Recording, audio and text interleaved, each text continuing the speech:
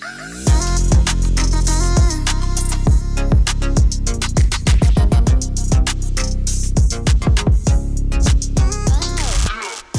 to the For Everyday Disciples podcast, where we share the good news of how much God loves us, how we respond in love to Him, and how we reflect His love to our neighbors. Hi, friends, and welcome to the For Everyday Disciples podcast. I'm Giles, and today I'm here with my good friend Matt, who has been on the podcast before, but today we're going to be talking about something a little bit different. We're going to be talking about transforming initiatives. Yeah, today diving into a fascinating topic from a book called Kingdom Ethics, one that really brings the Sermon on the Mount to life. We're talking about the difference between vicious cycles and transforming initiatives, especially as they relate to the Beatitudes. Well, talking about the first transforming initiative, which is obviously you're recognizing that Allison is not here today. But she will be back on the podcast next time. So we're not transforming her out of the For Everyday Disciples podcast. But what I love about this podcast is we get to hear some different voices. And I'll share quickly, if you didn't remember our last podcast with Matt, I'll share quickly that Matt actually was the person that first discipled me in the initial versions of the framework that we actually use here at Wayfinders for disciple making. And so him and I have really just grown together for many years in that space. We have personalities that we love to sort of live in that headspace and just thinking of new ideas and big vision. And so we have a lot of fun in that space.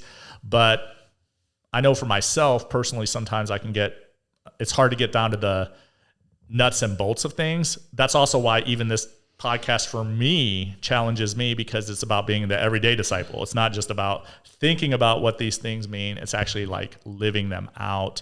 But we do really connect at that level. And it's been a really great friendship because of that. Yeah, I agree. It just proves that discipleship is two ways. It never streams in one direction, right? It always ends in friendship. And I think as you grow in relationship, you find that you bless each other more and more. But this everyday way of living out these principles that we talk about is how we continue to learn in obedience, right? It's not always coming from deep dive studies alone. We tend to take them into the lab of the world, I would say, right? And test them out. That's a really good point, because what we're going to be talking about today on the podcast, right, was Jesus bringing something into the lab of the world, right? The Sermon on the Mount. Mm-hmm. This was not just what the typical interactions may have typically been with rabbis and the ones that they're leading, even in the synagogue system. This actually was Jesus speaking to the crowds, right, to general people, and redefining for them or framing for them things that they knew to be true or perceived to be true, and showing them the different angle of the kingdom upon those things. So what we do know about the Sermon on the Mount is, what we can all agree upon, is that is one of the most profound teachings of Jesus. But just like I said before, one of the things that sometimes we can do when we read it, or even what the individuals, when they may have heard it at that time or in that day, it was very much that people were taking things as like, these are set rules to follow. But Jesus was trying to break that construct and basically begin to teach people about what does it mean to live by the Spirit, and that the rules, although not one of them, as he said, was going to be like removed, or the commandments, but there was a spirit of the law that we were supposed to be obedient to, and not just the letter of the law. And so Kingdom Ethics shows us that Jesus' words were much more than just a rule or commandment, but they're actually a blueprint for us to walk out and live for transformation. Absolutely. I think, the authors introduced this idea of vicious cycles, right? There are these destructive patterns of behavior that's really easy for us to fall into. But he didn't just leave us with a warning about these cycles, Jesus. He offers us what we would call transforming initiatives, right? And they're practical actions or attitudes that break the cycle and help us align more closely with God's will. And I like that idea of practical, right? I think too often we stay in this kind of idea of theory, that these are suggestions. These are actual practical means in which we can break these things and see transformation, to your point, a spirit of how to live a life and to experience the will of God. And just again, as I stated earlier, just remember that the two people that are sharing that with you today are literally the kind of people that can really live in that theoretical space. But we are challenged all the time to be moving to that practical, to be moving to that transforming. And so as we share this today with you, just understand that we take these steps ourselves, that this is not just a intellectual perspective on what does it mean to be transformed and looking at the Beatitudes and the Sermon on the Mount in regards to just knowing. This is about the actual living out. And so, again, we're not the kind of people that just immediately in our flesh move to action so quickly. So I think that if anything, I would think that gives a little bit more of the weight to this for you, knowing that we're talking about it and we actually are having to pursue these things, which is actually out of our own power, would be very difficult. We wouldn't be able to do it. I'm just being honest. So let's break down a little bit these Beatitudes, right? They're a perfect example of how Jesus moves us from a vicious cycle into that transforming initiative. And so, Matt, do you mind sharing the first one? Sure. Yeah, the first Beatitude is, blessed are the poor in spirit. So here's the cycle. So when we rely on our own strength and pride, we often end up isolated from God and others. So this self-reliance is the vicious cycle, right? It leads to a spiritual poverty because we're missing out on this richness of relationship with God, ultimately. Yeah, and that self-reliance, just what I was alluding to right before, right? That self-reliance. If I rely on itself, I actually am never going to move towards that transforming initiative, but it's because we rely on God, right? So this is where this begins to change how we move from, right, this vicious cycle into the transforming initiative. So the transforming initiative that Jesus offers us in this, and to be able to embrace spiritual poverty, is acknowledging our deep need for God, our dependency upon Him. When we do this, we open ourselves up to His grace, which allows us to truly experience the true blessings and abundance of the kingdom. Yeah, I had an interesting conversation this morning with a friend who, when you talk about reliance on God, this dependence on Him, I do think one thing to maybe remind ourselves, our audience, is what do we mean by that? I think too often in American Christendom or Western Christendom, it's more of, well, I depend on God for my salvation. And so it's this idea that God will then bless me later in life. I grit my teeth, I bear it here. I'm kind of alone in this universe, and one day I'll reach it to the final destination of heaven, right? And so it comes by the question of what will happen when you die. And I think what you're seeing in these Beatitudes, I think, is more of a spirit of Jesus saying, what will happen if you live tomorrow? That's right. See, because you're not alone in the universe. This is about living out these things. So this dependence is not about something that's going to happen at a later time, even though that is true in of itself. It's much more about what happens in the immediacy of our life, right? How do I actually follow through? How do I do these principles, practice these things so that I can experience this relationship with God, right? And Him reveal Himself to us. Well, I'm going to go a little bit off script here because this really, what you just shared really is resonating with me, because this morning I woke up and in my journal, I was thinking about, we're working on a new, Matt and I specifically are working on a new process of beginning to understand our redeemed identity, that we are beloved. And I was thinking about, like, what are the markers?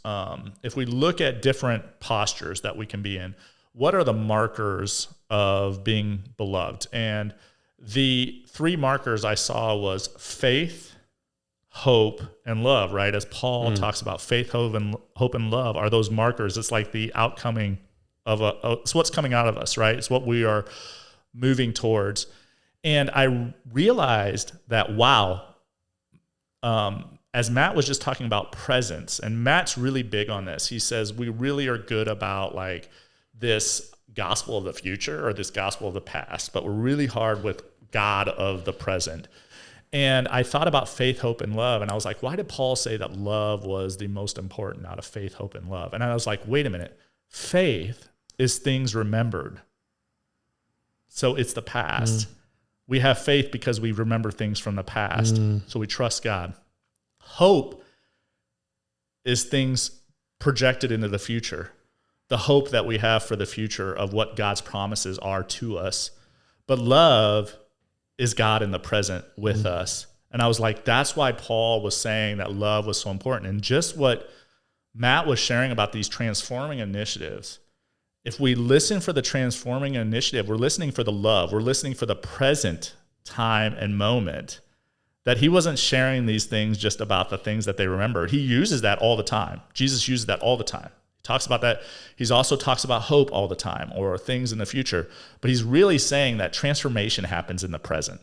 And so we got to make a decision like today.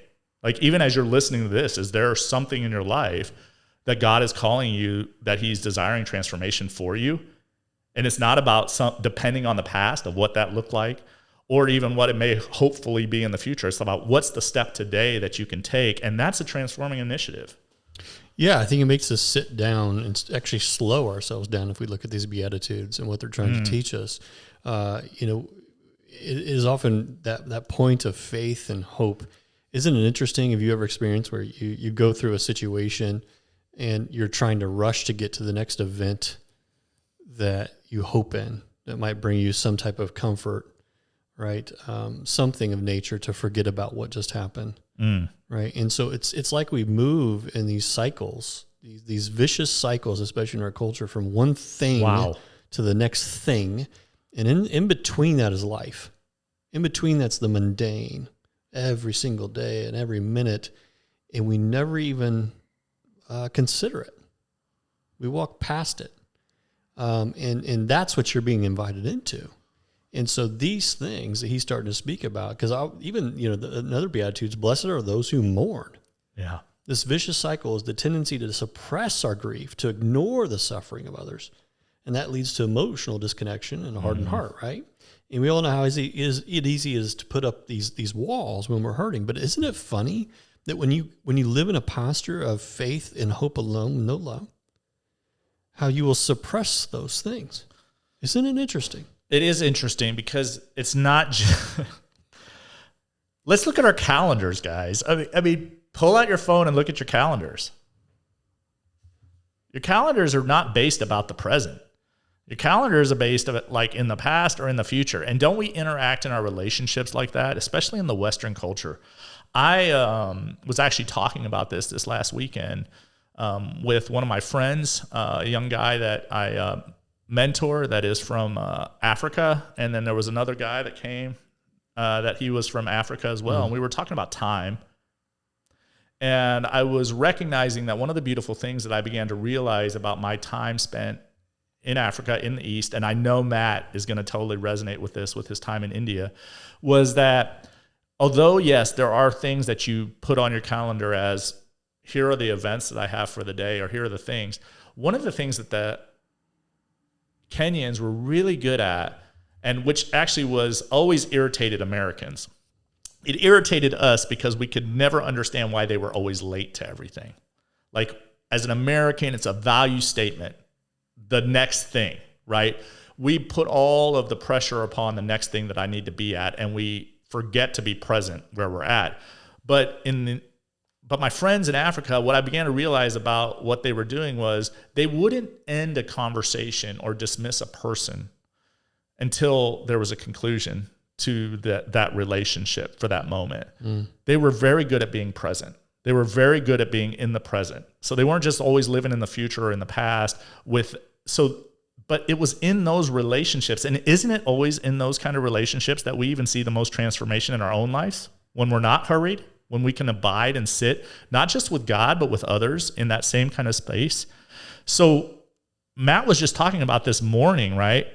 But if we can be open and vulnerable, if we can actually acknowledge our pain and acknowledge the pain that we see of others, again, being present with them, right? We open ourselves up to comfort and healing as well. It's about fostering that deeper compassion and connection, again, which all requires presence. It all requires being in the moment with that love, both with God and those that are around us. Well, I'm sure that we have many listening. There's yes and amen. They're saying yes and amen to this statement, to this attitude of being, of, let's blessed are those who mourn. I got to be honest with you. This is the most unnatural thing for me. You mentioned we're theoretical. I'm in my head. I tend to think about everything. Actually, I probably consider my thoughts to be stronger than my emotions. Well, let me just tell you, you actually think about this though. Matt's an Enneagram 5, by the way, and Matt at least has a connection point to the emotional side. I'm a 7. I have 0. Like, I don't like. I emote. At least he has a connection to it. But, even though, but the problem is the connection never is made at the proper time. That's right. And so this has been one that I've been really struggling through in the past year, of this practical nature of testing this thing out, knowing when to just slow down and mourn things, and realize that it's okay. And part of that is not even so much, I think what I'm learning is I have to suffer myself, meaning what my natural inclination is, just move on. So this is part of self-denial for me. I have to suffer myself and say, let myself be emotional. And it's okay, because then it brings me, like you said, to a greater understanding of the pain of others, a deeper compassion towards others, and connection with God and with those around me. When I don't do that, it usually creates a lot of isolation for me. It's really, you're really resonating here, because even as you were just sharing that, I was thinking about this, right? And again, sort of going back to all the things we've been talking about. These Beatitudes are all about abiding. They're either about abiding with God or abiding with others, or abiding with God and others. Even when you're talking about like this compassion component, it's because if you struggle with that, is you don't want to sit in that space. Like, we don't want to sit in spaces that are uncomfortable for us. And all of the Beatitudes are calling us to places that are uncomfortable for us to sit, right? And some of them may strike a little bit harder for us just based on who we are, like our identity or our proclivities. But it really is, all of them are saying, like, it's when we're in this abiding nature, right? It's where growth happens. It's where transformation happens. But if we try to shortchange it by moving on, or by just thinking about glory days, right? We miss that opportunity for growth. And Jesus is giving this sermon talking about these things for an opportunity for growth. And so, Matt, let's share another one. I mean, I thought this one about mourning was so good, but let's Sure. share another beatitude. Yeah, we have blessed are the meek. I think this is one that sometimes is misunderstood, but it's this vicious cycle we often see is aggression and the desire to dominate other people. So it leads to conflict. It leads to oppression, a lot of broken relationships, honestly. But Jesus, he offers meekness as this transforming initiative. It's really strength under control. So strength under control. Thanksgiving, folks. Thanksgiving this year. I don't know if you've been around, but I feel like this meekness attitude is going to be something that a lot of us need to be practicing, this transforming initiative at our Thanksgiving dinner tables, because there is going to be plenty of opportunities, right? There's going to be plenty of opportunities to be aggressive, to be dominating, to be oppressive, and to really hurt a lot of relationships, especially in regards to families. Yeah, it's a sad state of affairs that we have to deal with this because of our politics in the U.S. and how strongly people can identify with those things. But what does it mean to be practicing meekness, right? Well, meekness isn't weakness. So let's first of all clarify that, right? I like what Matt just said about it's that strength in that ability to have self-control. It's strength in that, right? The strength that is from the Spirit. It's about resisting the urge to assert power over others. So we're actually resisting, right? And if you've ever done anything with the resistance, like if you do resistance training at the gym, it's the resistance that it's much more difficult to do the resistance. So meekness is actually, it's a practice. You gotta realize, like, I need to control there needs to be control in this situation. So we're not just trying to like control ourselves though in meekness to like say, I don't want to avoid. We're actually trying to become peacemakers in that space because we can promote peace and mutual respect with others. And when we practice this, we're promised, what's the promise that God gives us? To inherit the earth. So if you're sitting at that Thanksgiving dinner table, and things are getting a little bit heated, just remember, right, that what your inheritance is, if you practice that presence of God, that love of God with others, is inheritance of the earth, right? That means that literally when you stop trying to control others and dominate them, you don't sit as well yourself under their control and domination, which is actually really what's happening. Mm-hmm. Absolutely. Yeah, I think it's this idea you talked about is promotion of peace, but not in a peacekeeping sense, right? It's not this idea of let's just get everybody. Let's do. My wife always called her the master of distraction when her kids were little. A kid throws a fit, and you go and you talk about something else, or you put a toy in front of them, even when they're babies, and it calms the situation down. Now that's perfectly normal for a situation such as that. Well, you're not talking reason right there at that point, right? You're just trying to But how often do we do that? The same with if we got into these discussions at Thanksgiving, things get heated. Somebody comes and tries to change the subject. All they're trying to do is bring comfort back to the room versus saying, listen, you're free to be who you are. I'm free to be who I am, right? I'm sorry, I have to throw in my Mel Brooks line here there. And it's a funny one. It's not really appropriate, but it is sort of funny. It is this scene. So what he's talking about, there's a scene in History of the World. It's a Mel Brooks movie. And basically the Last Supper is taking place. And it is at the most pivotal moment when Jesus is talking about who's betrayed him.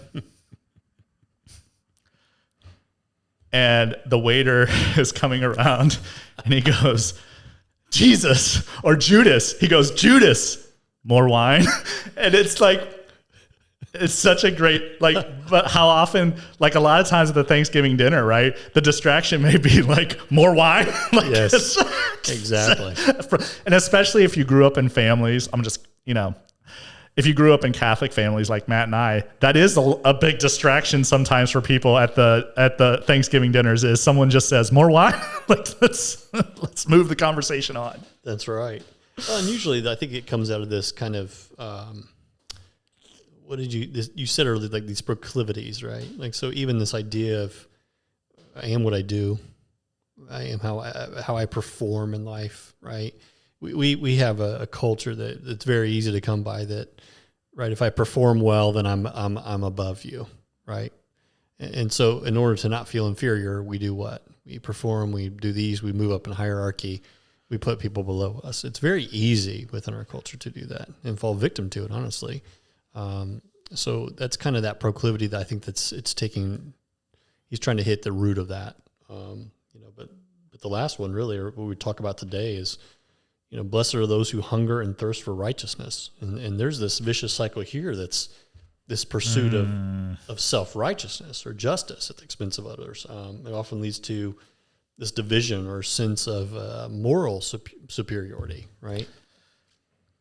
This one obviously would have, we can look at sometimes these Beatitudes and be like, well, obviously Jesus, when he was sharing some of these things, he was dealing with this group of people that they believed that they were religiously superior to everyone else, that they were the holders, right, of righteousness. And we can so easily just like, well, those were the Pharisees, and that's the people that Jesus was talking about. But let's be honest about ourselves. How often do we hold these postures ourselves, right? That we are self-righteous, right? That we may be even in communities. Listen, I mean, the work we do here at Wayfinders, right? Part of what we try to do is empower everyday leaders and everyday disciples to move into the future and make the greatest impact, right? One of the greatest barriers that we find in doing the mission that God has called us to is running into self-righteousness and egos of groups of people, not just one person. And it, like when you see it, it's very easy to recognize. And we ourselves have to be cautious of it ourselves so often, because it's like when you think that you're doing something, like you're pursuing the mission that God has given you, that you are navigating in a space and that you are being obedient to his will, it is so easy to step over the line into that self-righteous posture and to begin to believe that you have some kind of certain higher value than others. But what Jesus was talking about here, and what he's speaking to us, that he wasn't just speaking to the people of that day, but he's speaking to us as well, is that what we should be deeply longing for, what the transforming initiative should be, is God's righteousness, not our own, right? Putting his justice and mercy above our own personal gain. And that's where it is. It's the personal gain. Because when does it become not about God anymore, and when does it become about us?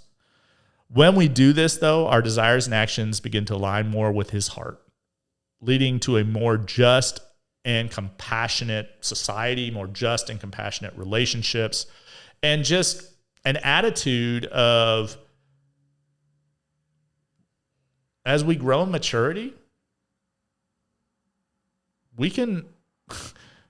our desire should be to become obscure so that God becomes greater, not to become more. And I think that that's where we sometimes can really struggle with this last beatitude. Yeah, I find it interesting. As you were speaking, it made me think about the story in Scripture of the woman caught in the act of adultery. And I think that, one of the best benefits I've, gained, I think, in my walk is learning how to meditate upon the Scripture. And I think oftentimes, because I'm so driven by knowledge, that I'm so quick to move through something to learn it for maybe the sake of learning it. But it's easy for us inside of where we lived to sit in these echo chambers, and we just feed ourselves with the same information or same belief systems. And if you look at that story, I remember reading that story one time, and you talk about he who's not sinned cast the first stone. Everybody drops the stone, right? And I remember vividly one time, God's like, just stay here. Stay here and stay in the story.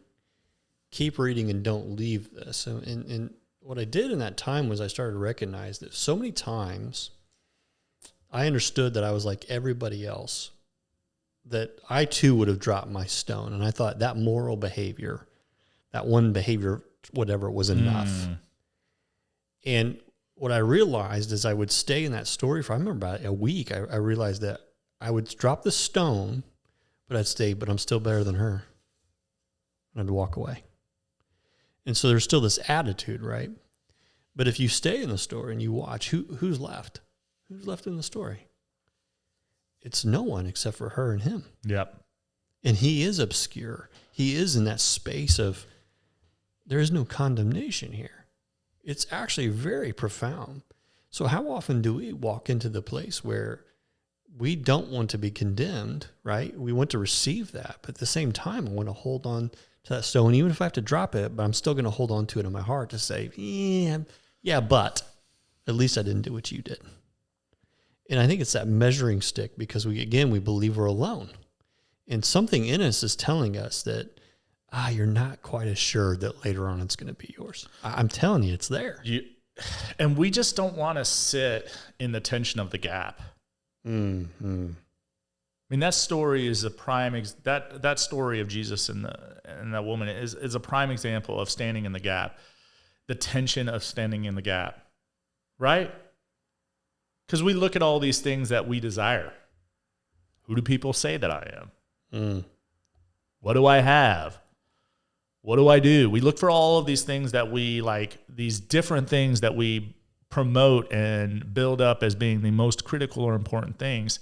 And then when it's actually called for us to stand in that gap, which is what Christ calls us to as we walk with him, because that's where he is, right?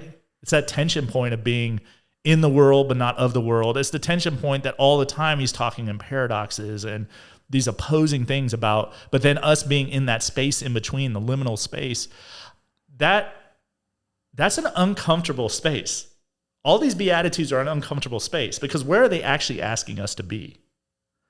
But what Jesus is trying to tell us that is that in that uncomfortable space, just like that woman, that he's there with us. That it's not just us standing in that space. Mm-hmm. He's with us in that space. Well, I think that's what the sermon is. It's an invitation. And I think that people listening should understand that. It's an invitation, and it's not about avoiding bad behavior.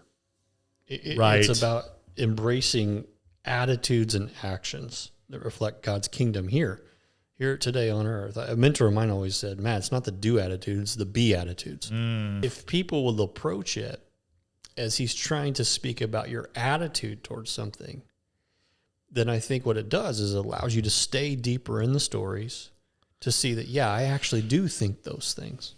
I do believe those things, right? I do believe I'm better than so-and-so, and that makes me righteous or whatever.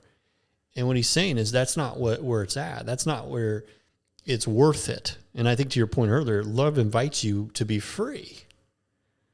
Love invites you to give itself over to the object of its affection, right? So it's showing you what you're affectionate toward. And so when we get into these situations where the Spirit convicts us or whatever, all it's trying to do is show us what we love most and asking us if we're going to change our loves. And that is such a great invitation, because when our attitudes change and our actions start to move towards those attitudes, what happens? Our behavior will follow, correct? And it'll become a natural part of who we are, not something we're struggling with. But you will have to suffer yourself for a while, and you have to be honest about it. I think too often we avoid the true confession of who we are.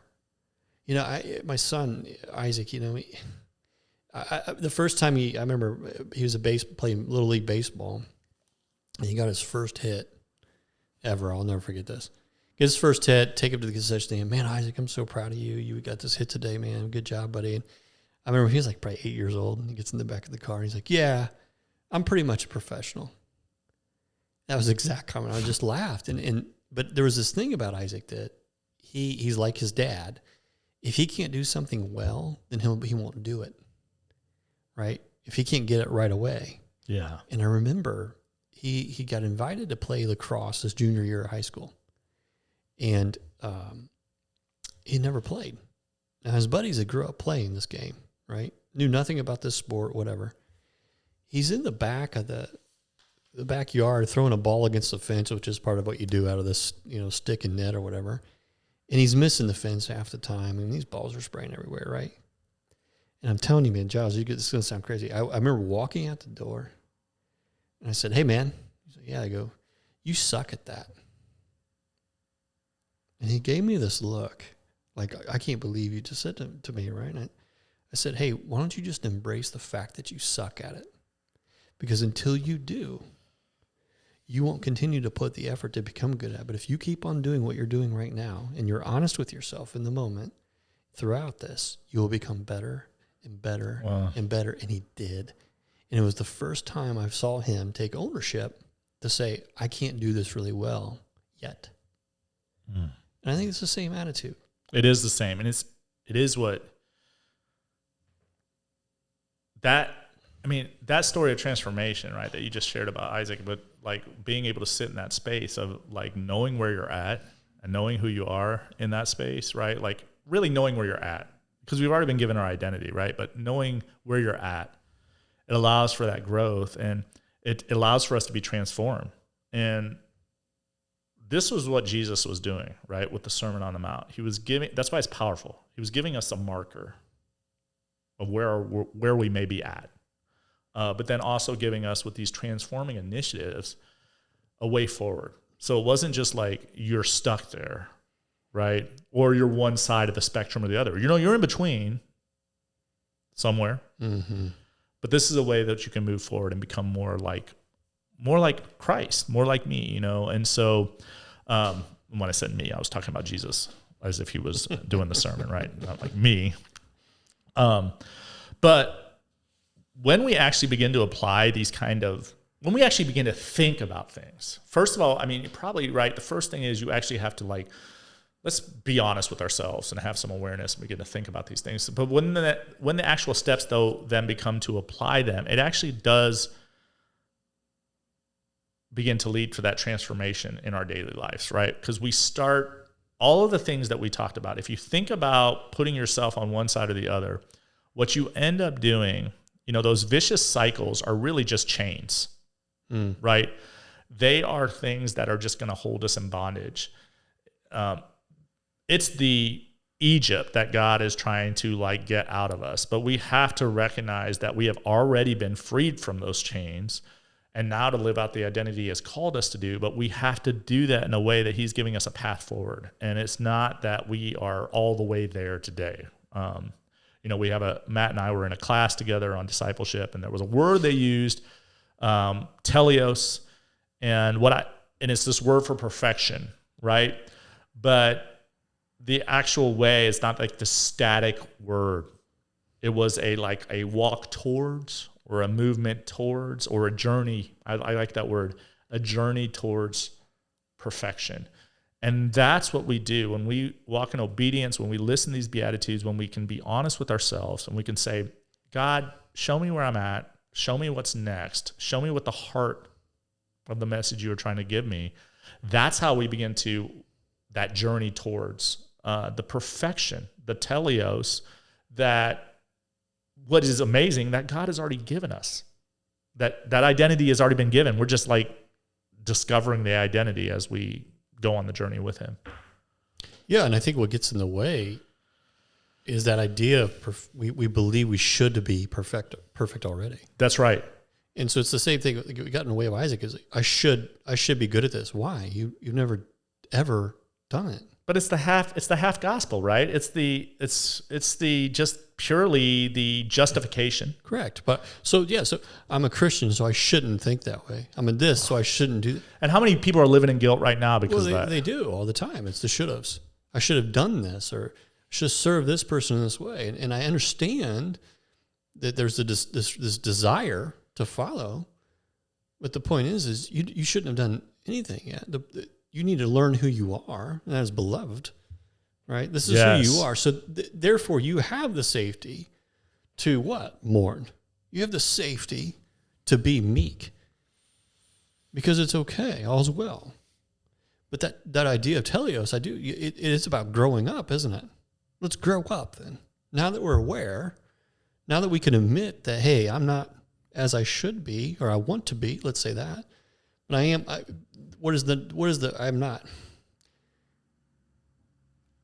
I'm not come back to return to who I actually was created as enough from the beginning, right? It's just an unlearning process. I need to unlearn the things that I think about myself. That's right. And because you've just hit it, we will put upon this thing, right?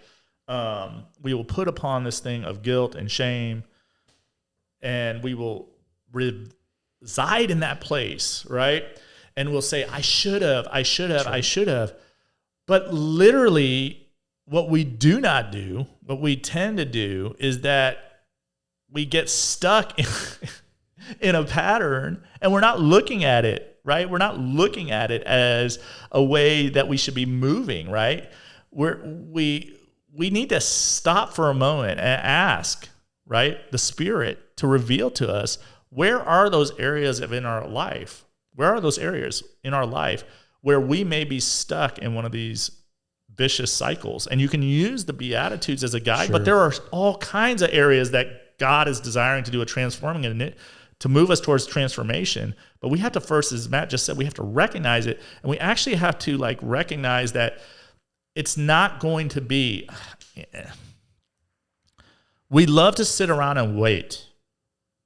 We love to sit around and wait, and we even misuse it and call it faith, right? We love to sit around and wait for some kind of download, like I'm going to be transformed tomorrow, right? We're waiting for every single decision or step that we take, we're waiting on a road to Damascus moment. Okay, like the road to Damascus moment for Paul, when you think about that story, was Paul, his life needed to be so radically impacted by God for him to be used for the purpose that God had him to do, that God did in it an astronomical thing in that situation, right? But God is desiring to do that same thing with you, but you got to be receptive to actually that he's going to require that Paul was still on a road and he was still walking. He's going to require that we are like stepping into those spaces and that we're not just waiting on something, and then every time a scenario comes around, we are filled with guilt and shame because we somehow failed a test. That we failed a test, by the way, that we never study for. Okay, let's like you're going to fail it every time. Yeah, I mean, so I think what we're saying is, how do you identify these things, right? And maybe that's why blessed those who mourn is there. I always feel like feelings are God's gift to show you what you love most. And so the idea of mourning something will reveal what you actually desire in your heart. And so if you can take that, trust God before him, that you can mourn whatever you need to mourn, it's kind of like the state of the union of your heart. And you're saying, well, here's what I have. Here's what I'm frustrated by. Here's what I want. Here's this relationship that's not doing what I desire, right? Here's these habits that I don't appreciate. These are the things I should have, he should have, she should have, right? Type of mentality. Until we go through that, we're not going to realize, well, why does that matter so much to us? Is it because we look for the best case scenario of the people that we're with, or is it because it helps our best case scenario, right? It will break our hearts. It will cause us to be more compassionate. But if we're not honest about that, so you have to take some time to really just equate these negative things and start to learn through that, right? And then, but then you reflect on it. You have to probably just go select one beatitude. Go select something that resonates with you and offers a pathway out of this cycle, right? So if you struggle with pride or self-reliance, focus on embracing spiritual poverty, right? Blessed are the poor in spirit. If you find it hard to connect with others and their suffering, practice mourning in a way that fosters empathy and comfort, right? Because again, then we're starting to understand, what are we really mourning here, right? I've found in my life, much of what I've mourned is my selfish interest. Well, which is the reason why I can't always mourn for others, because I don't see through myself. If we are I am what I have, mourning is going to be a very difficult process for us. And by the way, I'm going to just stop there right now because we're working on something that I've just figured out as we've been talking about these Beatitudes. But this is the problem with Matt and I. So that part will be another podcast this season. So we'll share a little bit more about that. But literally, as we were sitting here and I was going through these, I began to see how they map themselves out into something else that we've been working on. And I hadn't even caught it with the Beatitudes yet. But I love what you said, right? Put ourselves in the position, right? It's again, that's abiding. We can begin to set those practical action steps. We can translate that chosen initiative into a specific action that we can take this week. So for example, maybe we intentionally practice humility by putting ourselves in a position or a conversation with someone else to actually get some real feedback, maybe about something, a decision we made, or an interaction that we've had with them. That's a great way to practice our spiritual poverty, right? By putting ourselves in that position. Or maybe it is, as Matt was saying, he was talking about sitting with someone, but is there someone specifically in your life that is grieving something? So it doesn't have to be something extremely radical. I know Matt shares a lot of times about his kids. Kids sometimes, because of the amount, young adults and kids, because of the amount of transitions they go through in their lives, like at those stages, and it's so fast and so quick, they're constantly in a state of mourning. Sure. right? Yeah, And they don't want solutions to that. They don't necessarily want the solution, but they want you to be there with them. There you go. So you 2 or 3 weeks ago, right? You and I were talking about this. God provided an opportunity. I don't mourn. I don't emote, and I don't emote at the right times, and just that's just part of my nature.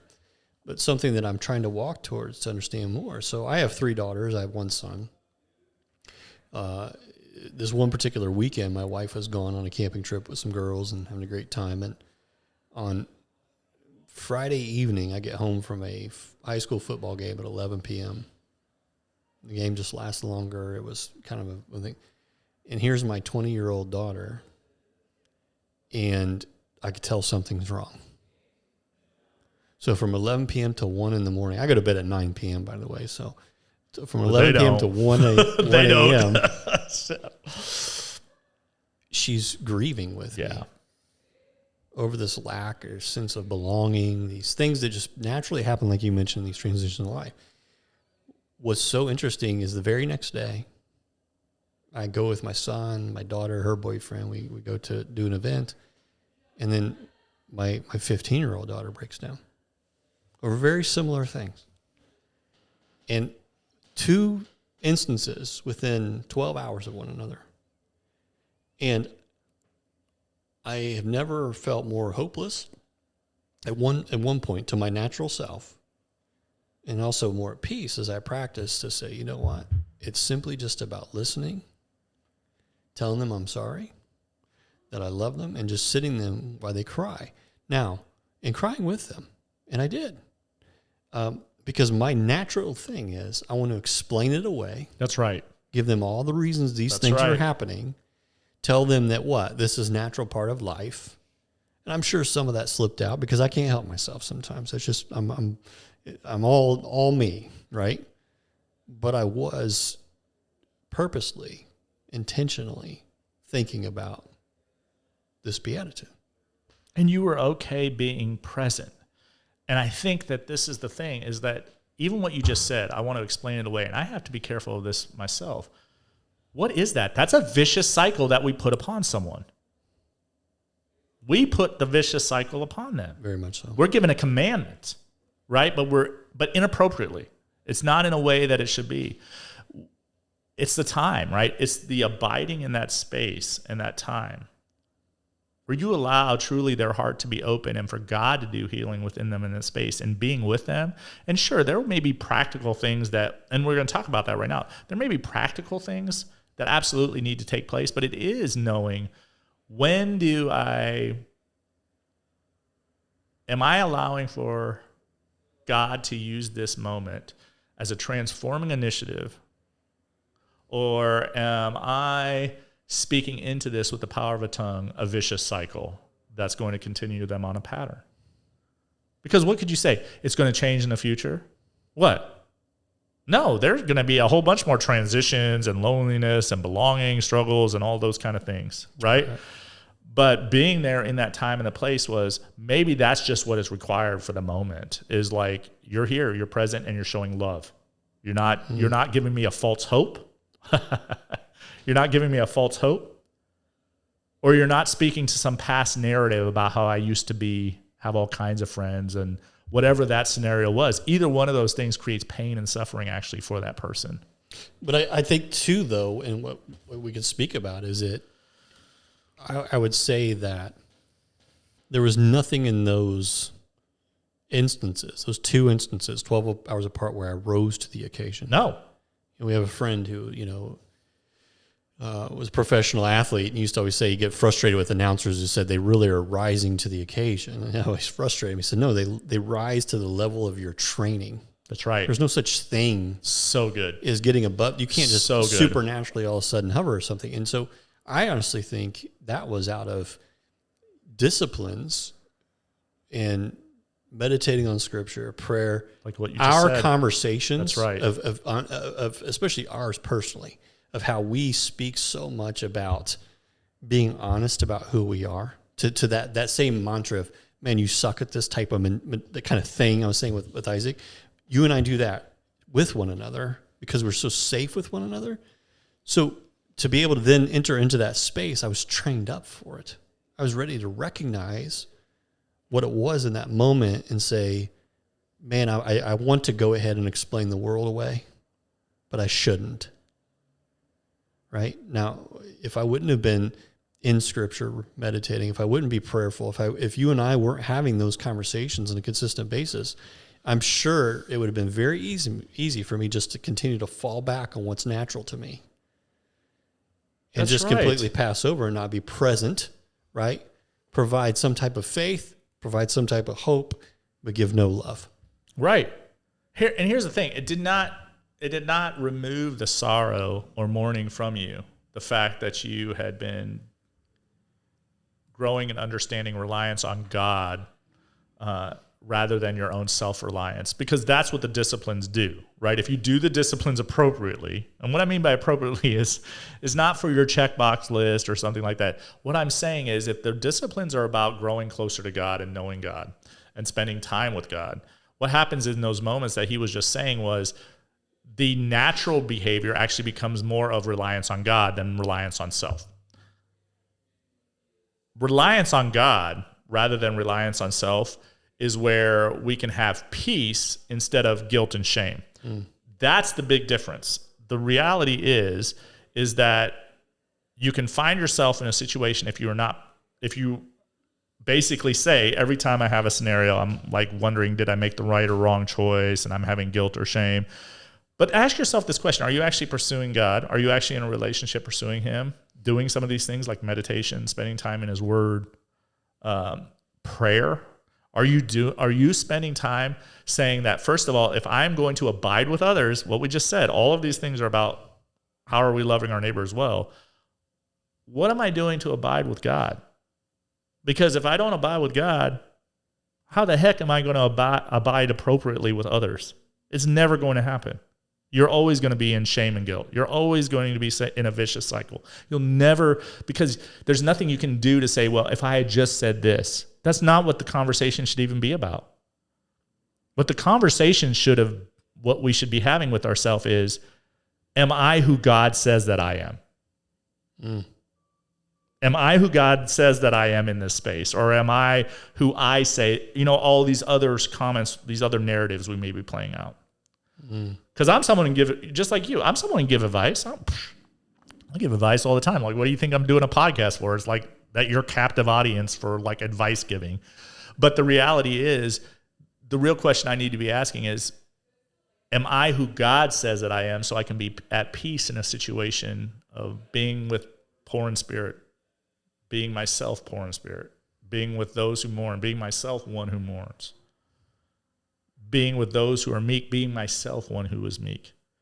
Are those places that I can be? And the only way that I can be there is if I truly know my identity in Christ. Otherwise, I'm going to use one of these vicious cycles. I'm going to do one of these things. I'm going to create destruction, and I'm not going to create life.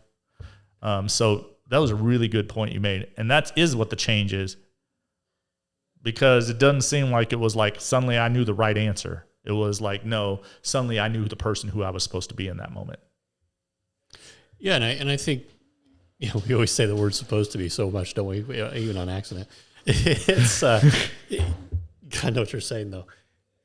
I think what I'm learning, and I'm trying to teach you and my kids, is where's the good news here? Yeah, so good.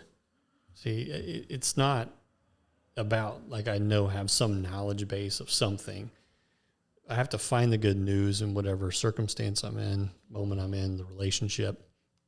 And sometimes that comes in surprising ways. I shared with you not too long ago that somebody asked me what I learned about Jesus most in this past year. I was like, well, he likes me. And that was a profound thing for me, because I think, again, I put even the shoulds on God. Well, he should, because he's God. And it's like my mom saying I'm cute, and she should because she's my mom and she's supposed to. And there's this obligatory thing as a parent. And so I would project that upon Christ. Oof. Yep. And what I realized was, man, I am altruistic and selfish at the same time. I'm bitter and joyful. I'm all these things, and that's okay. Yep. That's good news. The good news is that you're both sides. Loved and liked. That's right. And how freeing is that? it's so much more freeing than your point. If I'm going to study scripture, I'm just going to do it to check a box. I remember asking my daughter, who's getting into some Bible studies with some people, very happy she's doing that. But I asked her, well, tell me, what is the gospel? Because she said something about learning about the gospel. Now, I didn't anticipate her to explain it to me. She's not going to give me some type of, Tim Keller answer or whatever. But she couldn't articulate it yet. Now, I remember telling a friend this, and you could see it in his eyes. It's almost like, well, you need to go get her to the church so that they can teach her the exact things of the four laws and Romans Road. And my question is, well, do I need her? Do I want her to understand the theology, or do I want her to understand what good news really is? That's right. See, I'd rather wait on that. So in time, I'm just talking about what is good news. I'm showing her what's good news, so she might become to believe that, hey, I'm okay. I can suck and be good at something. I could be progressing. And I love what you said now. I think that comes full circle. This idea of perfection we have is this or that, and it's not that case. It's a moving toward. It's a progressing. And it's also being satisfied, content. Yep. With where you are. Yep. See, that's integrity. I can admit this is where I am, but I'm moving forward, and that's okay. And I love that you just said that, because that's the thing, right? That is where contentment can reside and live in that space. Some of the things we talked about today, right, as we continue to walk on this journey, even together as everyday disciples, is it's a journey, okay? So if you find yourself in a position today where you feel like you are static, right? It means in a lot of ways that whatever you're perceiving, whatever the enemy has tried to tell you, is not going to be moving you on that journey towards that teleos, towards that perfection. We're not called to be static. We are created beings and created with an animation by our Lord to be moving, right? To be moving. And I think that that's the thing, is move, right? Sometimes you may fall back. Sometimes you may take a misstep. But goodness, move, because that's where God is. He's moving. He's walking. There's a great film you could watch, a short film called Godspeed. God is always moving. Jesus is always moving. He's always walking. If you read the Gospels, even when he's like trying to get away, he's like moving to get away. Like he's always moving. And that's what he's called us to do. Because you know what? In the movement is where we meet God as he's moving, but it's also where we meet others as they're going as well. And so it's a powerful, powerful thing. And so the transforming initiative is being in that space, as Matt said, which is just like Jesus said about the kingdom. It is here and not yet. That is it. That is why the kingdom is the gospel, because it is the transforming initiative over our whole lives. We are here, but not yet. But that means the not yet. We're walking towards the not yet, but we're here.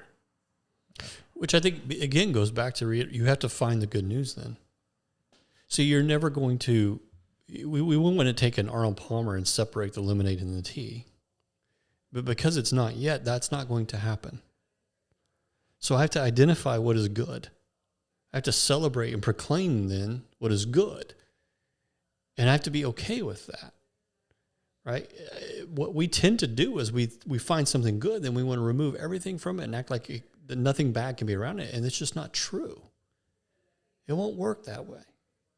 You know, when I travel to India and I go into a square mile of probably the most evil place I've ever been in, honestly, physically, in life, where you have a temple of Shiva, which was the destroyer god of Hinduism, one of the largest gods in Hinduism. He sacrificed human beings up until the 1960s at this temple, and children. You have the red light district with its full prostitution there in Calcutta. And you know what's right in the center of it? Mother Teresa's House of the Dead and Dying.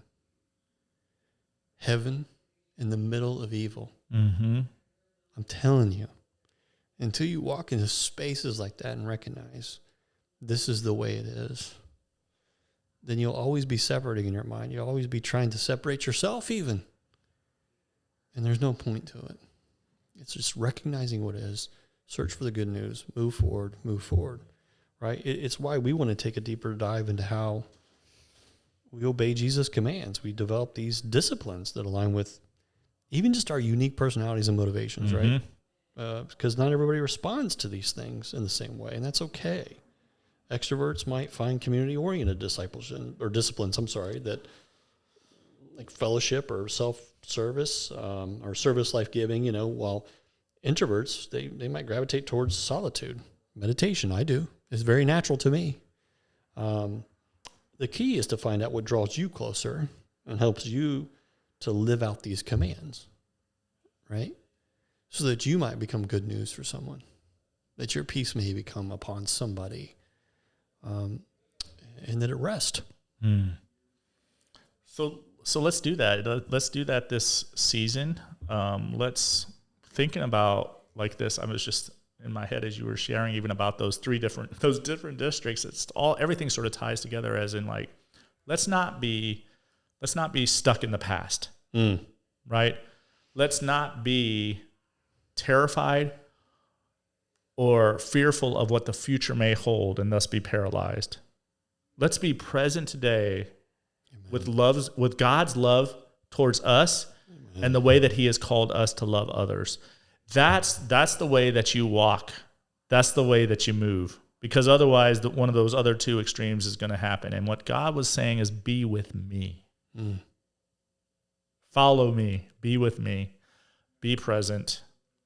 And I think that's how as we pursue disciplines, or even, you know what I'm saying, or as we recognize our personality traits, as he said, and how we may navigate things differently, what we really desire to be is to be present with God, again, as I said, and present with others, loving them well, and then although those other things are important, Paul said the greatest of these is love, which is in that space. And so let's be in that space. And love is an action word, okay? Love is an action word. It's not an emotion. There's an emotional aspect to it, but the real word love is about an action that we take, which means actions take place in the present time. So let's do that. So what are you saying, though? Because do you feel like most times when we talk about discipleship, spiritual growth, everybody kind of uses a one-size-fits-all?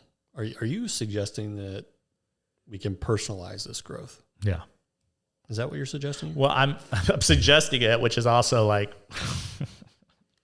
again, you're talking to someone who is obviously an extreme, like, and you even give me a hard time sometimes of like, I'm about systems. I love trellises. We've talked about the vine and trellises. I love pathways, but I've begun to, as I've grown and as I've interacted with others, and as I've realized about how do we meet someone in the everyday,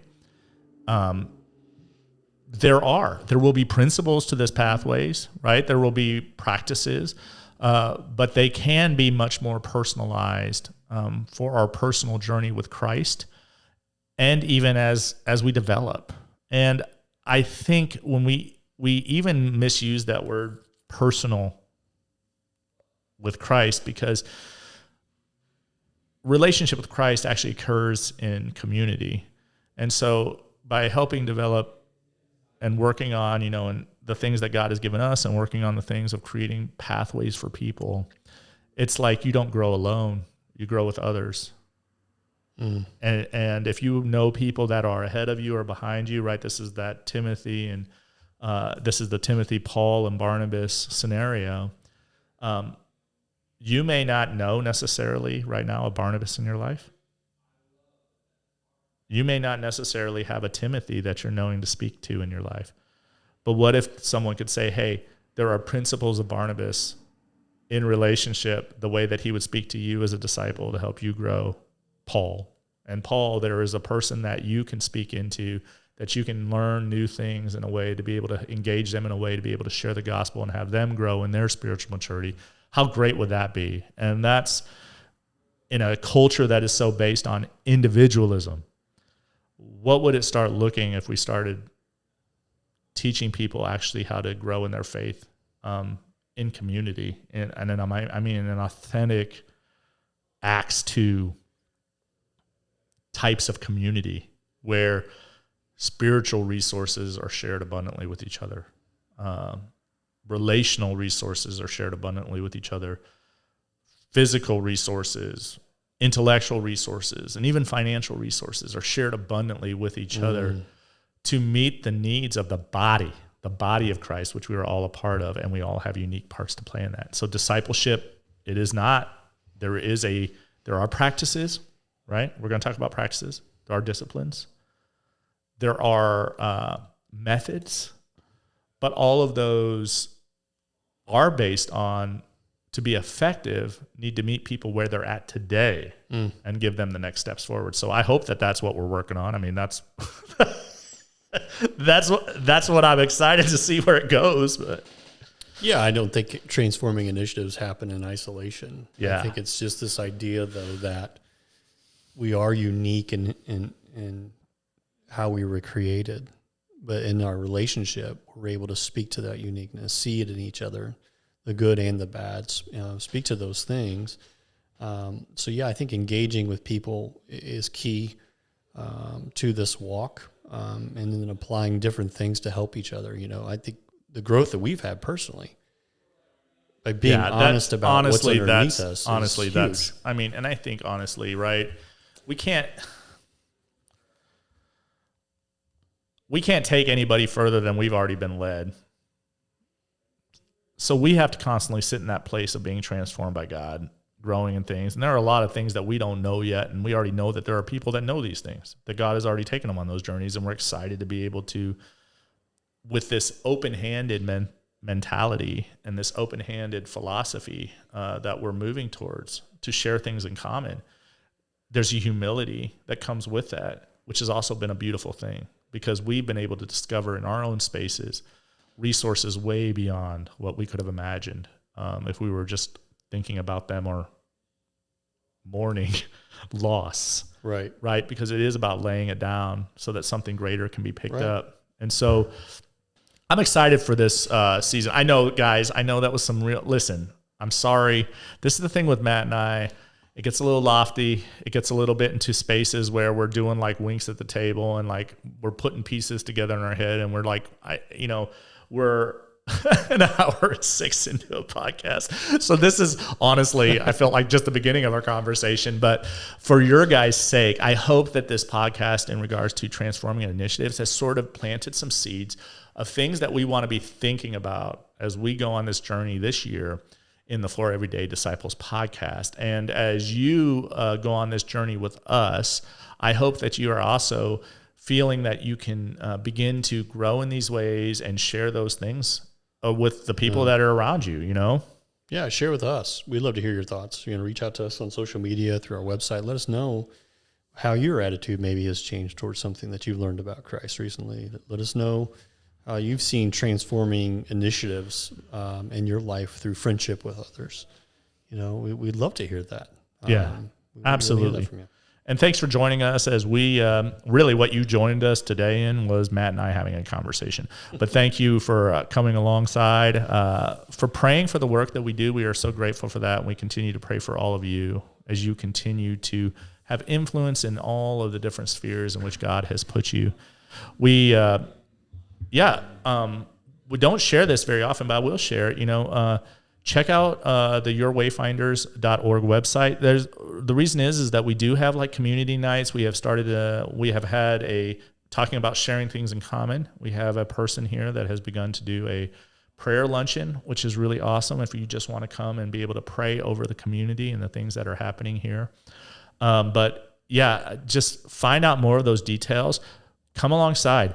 We are constantly, God is constantly giving us new things to move into different spaces and to have access with different peoples, and exciting things are happening here, and we'd love for you to be a part of it. So please feel free to do that. But thank you again for today. Thank you, Matt, for this incredible conversation. And we look forward to having you guys next time on the For Everyday Disciples podcast.